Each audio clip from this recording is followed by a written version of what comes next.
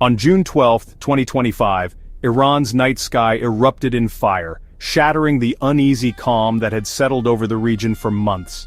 In a matter of moments, the darkness was pierced by a barrage of explosions, lighting up the horizon and sending shockwaves through the heart of the nation. Explosions rocked the major cities of Tehran, Isfahan, and Arak, as residents scrambled for cover and confusion swept through the streets. The sudden violence left millions in disbelief, their homes and neighborhoods transformed into battlegrounds in the blink of an eye. Social media lit up instantly, with thousands of Iranians capturing the chaos on their phones. Videos of blinding flashes, thunderous detonations, and burning cityscapes flooded the internet, confirming what many had feared. A massive, coordinated military assault was underway, and no one was safe from its reach. This was Operation Rising Lion, Israel's audacious, meticulously planned strike at the very heart of Iran's security apparatus.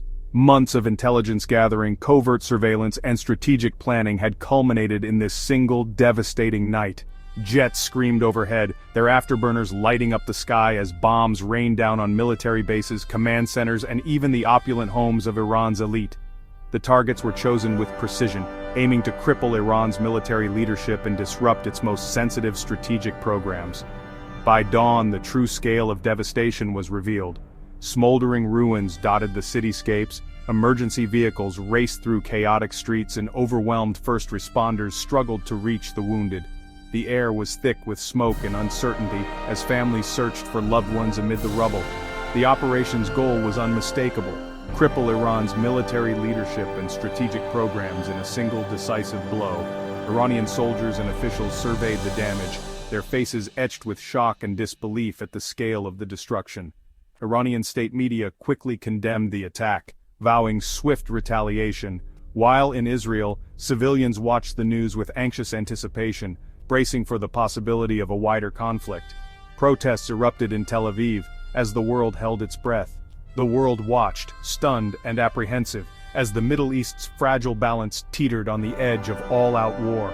International leaders scrambled to respond, convening emergency meetings and issuing urgent calls for restraint.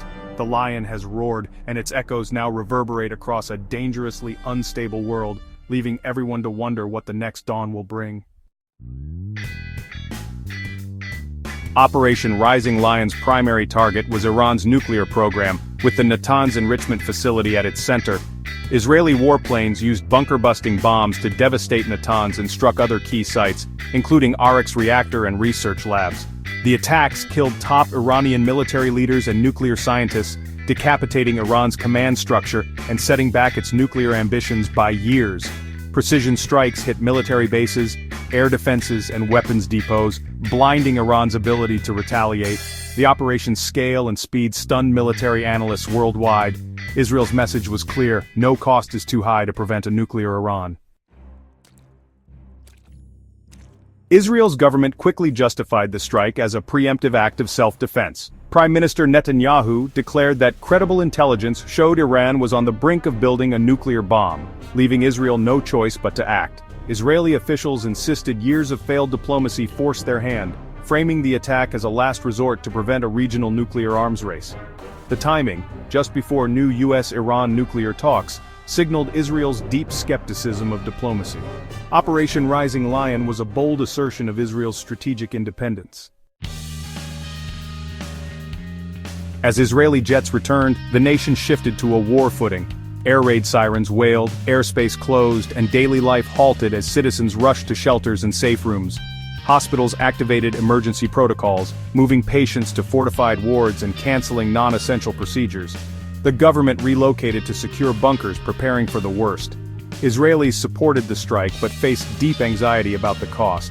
Families stocked up on essentials, bracing for the inevitable Iranian response. The nation waited, united but tense, for the next siren. Tehran's response was immediate and furious. Iran's leaders vowed harsh retribution, promising the axis of resistance would avenge their fallen generals and scientists. The military went on high alert, scrambling jets and closing airspace. President Pezeshkian condemned the attack, pledging to rebuild and continue Iran's nuclear program. State funerals for slain leaders became rallying points, fueling national defiance. Behind the scenes, Iran's military scrambled to assess damage and plan a response that would restore deterrence without risking regime survival. The world now waits to see if Iran's revenge will ignite a wider war. The Israeli strike sent shockwaves worldwide, dominating headlines and sparking urgent discussions in capitals across the globe. Governments scrambled to assess the rapidly changing situation, while ordinary people watched in disbelief as the news unfolded. The U.S. quickly distanced itself from the operation, moving swiftly to evacuate diplomats and reinforce military bases throughout the region. American officials issued statements emphasizing they had no prior knowledge, hoping to prevent further escalation and protect their interests. Global markets reacted instantly. Oil prices soared to levels not seen in years, sending shockwaves through economies already struggling with inflation. Stock markets tumbled as investors feared the outbreak of a wider regional war, and the possibility of a new energy crisis loomed large. The attack derailed delicate US-Iran nuclear talks, abruptly halting months of painstaking negotiations. Both sides hardened their positions, with diplomats leaving meeting rooms in frustration and hopes for a diplomatic breakthrough fading rapidly. World powers urgently called for restraint, holding press conferences and issuing joint statements. Embassies across the region went on high alert, security was tightened, and governments urged their citizens to leave the area as tensions mounted. The attack forced nations to take sides, exposing deep divisions and the limits of international diplomacy. Emergency summits were convened, but consensus proved elusive as alliances shifted and old rivalries resurfaced. The U.S. now faces the daunting challenge of supporting its ally Israel while trying to avoid being drawn into a broader, more devastating conflict. Behind closed doors, military advisors and political leaders weigh every move with caution. Around the world, people watch anxiously as the crisis escalates, feeling powerless in the face of events that could reshape the global order. The world stands at a crossroads, anxiously awaiting Iran's next move. Tension hangs in the air, as uncertainty grips not just the region, but the entire globe. Every headline, every rumor, every official statement is dissected for clues about what might unfold next. The stakes have never felt higher, and the sense of anticipation is almost palpable.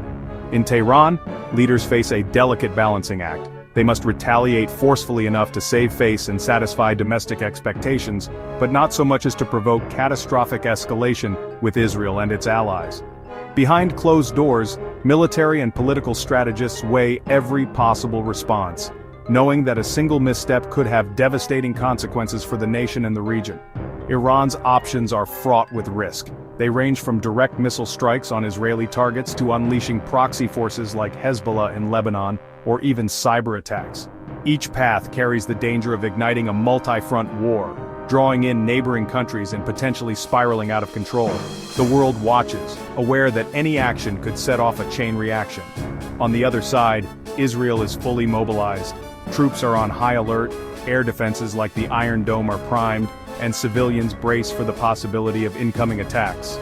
The nation prepares for casualties and disruption, knowing that the coming hours could bring both tragedy and heroism. The risk of miscalculation is immense. One wrong move, one misunderstood signal could spiral into a full-scale regional war.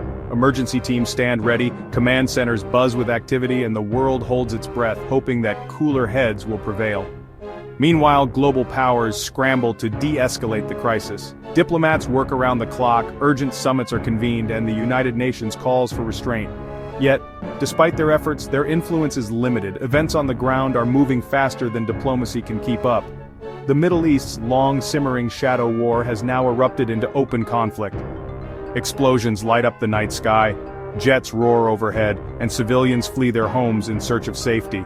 The consequences of this escalation will echo far beyond the region, affecting global security, economies, and the lives of millions.